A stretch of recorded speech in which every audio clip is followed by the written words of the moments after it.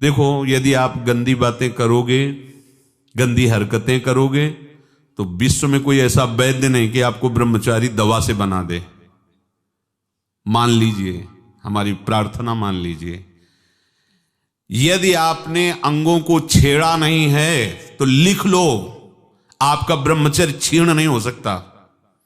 मानसिक चिंतन गंदा, प्रक्रियाएं आपकी गंदी, खान पान आपका ठीक नहीं, तो एक रोक के आप देखते जाना, आपको भजन में रुचि क्या, शरीर को नहीं संभाल पाओगे। मान जाओ मेरी बात। 24 घंटे में प्राण पोषण के लिए 2-4 रोटी काफी है। अरे भाई ने तो कई कई दिन भोजन नहीं मिला है, भजन एक तार चला है। आप भजन के लिए आए हो, भोजन भट्ट वो क्या भाई, भोजन के लिए थोड़ी आप आए हो, भजन के लिए। सृष्टि में किसी भी पदार्थ की कमी नहीं, माया रचित है, वो ऐसे बढ़ते चले जाएंगे। अपने को एक सीमा रखनी खान पान की। एक नए साधक को देखा कि भोजन पाने के समय एक रस्सी में गांठ बांधे हुए थे, इधर और इधर, और जब उसी गांठ से फिट करके बांध लिया भोजन पाने के पहले, बस जहां पाए तो रस्सी टाइट, जहां रस्सी टाइट हुई तो बस छोड़ दिया, भोजन में ही छोड़ दिया ऐसे। फिर कोई कितना भी प्रयास करो नहीं पाते था। ये बाहर है, आंतरिक जितेंद्रियता की बात नहीं, इसकी जरूरत नहीं रस्सी की पेट में बांधने की, पर अच्छा लगा प्रारंभिक स्थिति में। ठीक है कि हाँ जहां टाइट होगा तुम खोल, मतलब बंद कर देंगे, तो उसे पहले ही देख लो कि हमें इतना पाना। ये जहर है और ये जीवन है, दोनों बात समझो। अधिक पौष्टिक पदार्थ आपको ब्रह्मचर्य नहीं रहने देगा। अधिक पौष्टिक पदार्थ आपकी आंतें खराब हो जाएंगी, पच नहीं पाएगा, क्योंकि आपसे सेवा नहीं होती। अगर 8-10 घंटे पसीना वाली सेवा हो कि फावड़ा चल रहा है, आप हल जोत रहे हैं, बड़ी मेहनत कर रहे हैं, दौड़ भाग हो रही, चलता रहेगा, आप पाइए पच जाएगा। अब आपको सेवाएं हैं नहीं, हो आप मनमानी रसेंद्री की तृप्ति के लिए, ये शरीर तो पांच भौतिक ही है ना। उचित आहार कितनी बार समझाएं। जैसे भोजन आवश्यक है वैसे ही जल आवश्यक है, उतना वायु। ये पेट बना हुआ एक थैली है, तुम नहीं हो पेट, तुम नहीं हो रसेंद्री, तुम नहीं हो भोक्ता। काहे को मूर्खतावश ये जो शरीर रूपी गाड़ी मिली इसको नष्ट कर रहे हो और अपनी यात्रा को रोक रहे हो। इसका एक सिद्धांत है, एक हिस्सा अन्न, एक हिस्सा पानी और आधा हिस्सा वायु के लिए रहने दीजिए। ऐसे रखा जाता है, तभी आप देखना ऊर्जा शक्ति आपकी बढ़ेगी, भजन की वृत्ति बनेगी आपकी। अब यहां चारों हिस्सा में अन्न भरा हुआ है और ऊपर से पानी, रुचि नहीं है पीने की, क्योंकि वो अंदर ऐसा जहर बनता चला जा रहा है। जल जब जाता है तो लघुशंका के द्वारा बहुत से ऐसे पदार्थ है जो हमारे शरीर को हानि करने वाले, उनको निकालता है जल। मल की आंतों में जाकर मलाशय में वो मल को गीला करके निकालने की चेष्टा करता है। अब हम भजन को तो देख नहीं रहे हो, भोजन को देख रहे हैं। इस समय ये प्रार्थना मान लीजिए, आपका जीवन स्वस्थ होना चाहिए। अचानक कोई असाध्य रोग आता है तो भगवान सामर्थ्य देते हैं, पर आप खुद अपना नाश कर रहे हैं। अधिक भोजन करने वाला, स्थूल प्राण वाला, चंचल मन वाला कभी भजन में नहीं रुचि हो सकती। सूक्ष्म भोजन वाला, सूक्ष्म प्राण वाला, सूक्ष्म मन वाला भजन करता है। मान लीजिए आप लोग पता नहीं इतने भोजन के पीछे क्यों पड़े हैं। आपके पेट में कब्ज, 2 दिन उपवास रहे, नहीं पाना है भाई, नहीं जगह है, पानी पानी अपने आप साफ हो जाएगा।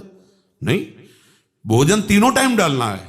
ऐसी कोई औषधि बनी है क्या कि आप कुपथ्य करते रहो, मनमानी आचरण करते रहो, आप ठीक हो जाओ?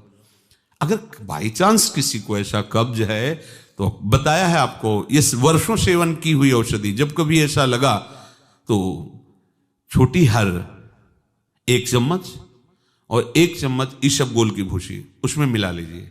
शाम के 200 ग्राम 250 ग्राम गुनगुना दूध से ले लीजिए।